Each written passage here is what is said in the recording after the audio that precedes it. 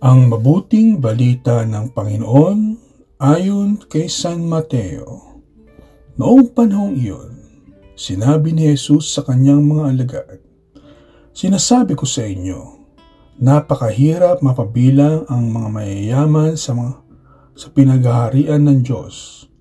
At sinasabi ko rin sa inyo, madali pang makaraan ang kamelyo sa butas ng karayom kaysa pasakop sa paghahari ng Diyos ang isang mayaman."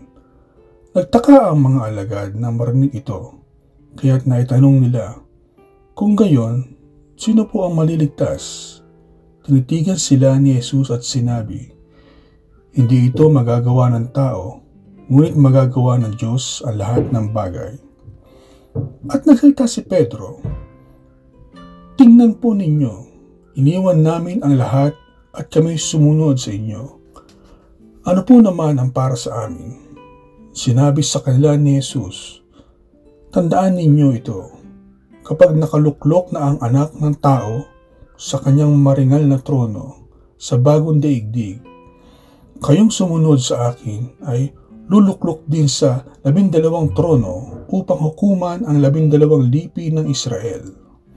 At ang sino mang magtiis na iwan ang tahanan, mga kapatid, na lalaki at babae, ama, ina, mga anak, o mga lupain alang-alang sa kanya, ay tatanggap ng makasandaang ibayo at pagkakalooban ng buhay na walang hanggan. Ngunit maraming una na magiging huli, at maraming huli na magiging una." Ang mabuting balita ng Panginoon.